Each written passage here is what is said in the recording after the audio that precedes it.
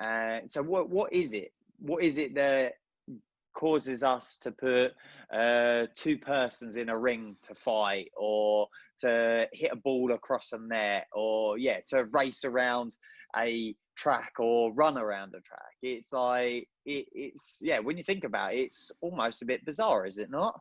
It is, but I think it's primal. I think it's just it's our natural instinct to compete, to dominate, to take over. That's just what we're programmed to do it anyway.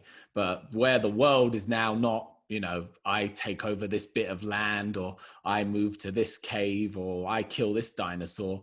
It's now we've had to find ways of almost manufacturing it. So like a tennis game, I'm sure if you looked at tennis players in an intense game, they'd have the same adrenaline as two fighters. And there's far more risk for the fighters. So you'd understand why their adrenaline would be spiking. But with the tennis players, it's like, it's just a ball being hit over a net with a racket. But the association and everything, I imagine it brings up very similar kind of out of body experiences. And it's the same with the fans, isn't it? You see people just go crazy watching it because they get somehow emotionally invested, and it becomes like things like your tribe. You talk about your team, my country, all of this stuff. I think it's important. I think it's why the Olympics is such a big deal, and why we all become suddenly very patriotic for a couple of days, and very GB-ish, and every other country does the same. It's like the NFL, you're saying those things, it's like the NFL Super Bowl. Like they do a pre-show and they go around talking to all the fans, and no disrespect, but a lot of those people they talk to clearly don't play football, clearly haven't played football, but they're so invested in it. And it's like, it must be primeval then. It must be some kind of coding or programming that we've got on some deep level. And then that buzz, from competing or just exercising, let alone them winning and everything. Yeah, for sure. It touches something on us because we just do it. And then you got some people, they're just ultra competitive. You got other people, again, a bit more casual with it, don't take it as seriously, and everything in between. It's like a huge spectrum of people, but everyone to some extent on some sport, like you said, you got a couple of sports that you care about. I've got a couple of sports. The others couldn't care less, but everyone I feel has got something that they're drawn to. Even darts. You've seen people go mad for darts. Yeah. And that's a crazy one. I think it's also like dance as an example, the way they dress up and all of that, the followers. It's a fun thing. It's a social thing as well, isn't it? It's an identity also. It's something that you identify yourself and others with. It's a common ground, a common language. It's I'm just so up for sport all the time.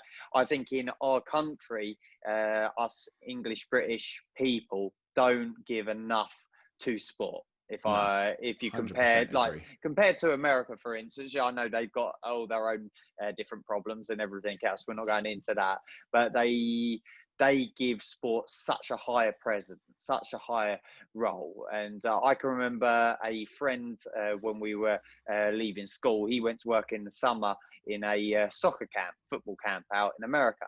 And he had this kid come over, and basically he had two left feet. He didn't have a clue. And he took him over to the dad and he said, "Oh, look, your lad, lovely lad, but maybe try him in basketball, or maybe track and field, something else that he's going to, take to that." And dad was like, "No, he's going to get good at this, because that's the way you practice and you get better." And it kind of just identified how the mindset is different out there, and how, some people, they go through college competing, never make it into the pros or that kind of thing. But that competitive, that striving towards and working towards goal then goes into work life afterwards. Yeah, well, that's the big thing, isn't it? You learn how to set goals, you know how to crush goals, you learn how to stay disciplined, how to stay committed. And these are life skills, how to lose, how to be coached. I think that's a huge thing. How to be told off, and how to be treated not in the nicest of ways at moments, because that's what life is, you know. Sometimes hard love. hard love, yeah, all of that stuff.